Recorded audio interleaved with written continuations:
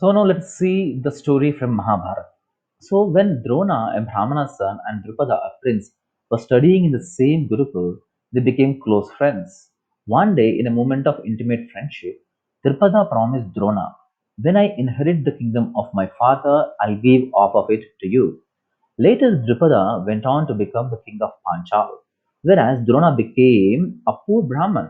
Once, in a moment of acute poverty, when his son was crying piteously for milk and Drona had no money to get any milk, he remembered the promise of his boyfriend Drupada. He therefore went to meet Drupada and reminded him of their old friendship.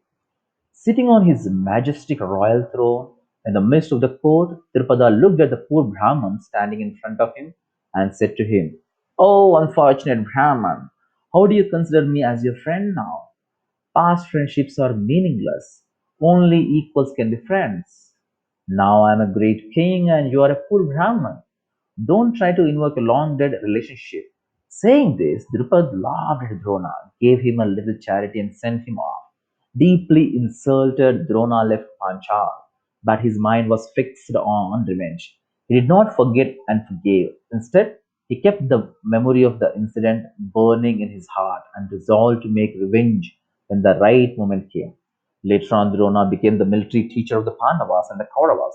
When they completed their training and asked him what Gurdakshan they could give him, Drona requested them to capture Drupada and bring him as a prisoner before him. On hearing the desire of their guru, first the Kauravas led by Duryodhan attacked Drupada, who easily defeated them. When the Kauravas returned defeated, the Pandavas headed by Arjun invaded Panchal.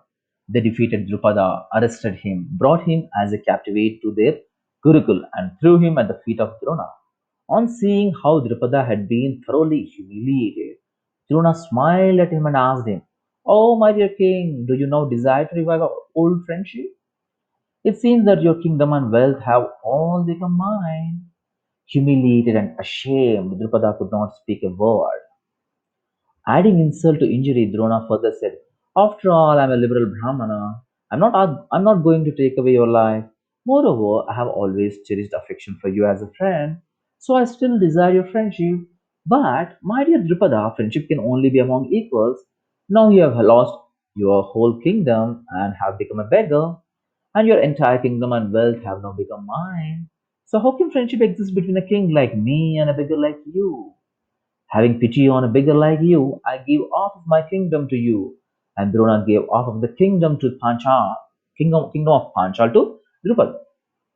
Although he felt severely insulted, Drupad kept silent, knowing that he was in no position to retaliate. He understood that the martial power of Drona was much greater than his. And moreover, Drona now also had the mighty Pandavas as his disciples. So Drupada quietly took off of the kingdom and went away.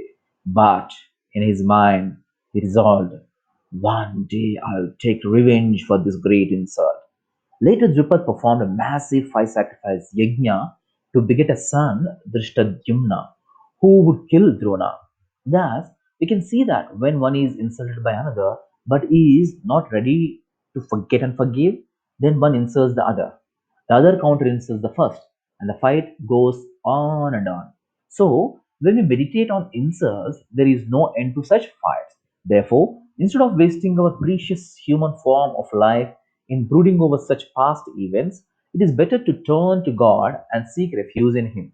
And even if our heart is very much pained by the insult, we should go to God for shelter just like Dhruva did. When he was insulted by his stepmother, Dhruva took the right shelter.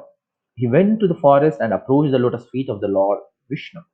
By taking shelter of Lord Vishnu, instead of being left in the cold to futilely mourn and grieve, all of the pains of Dhruva were wiped out and he achieved a kingdom greater than that of his grandfather Lord Brahma.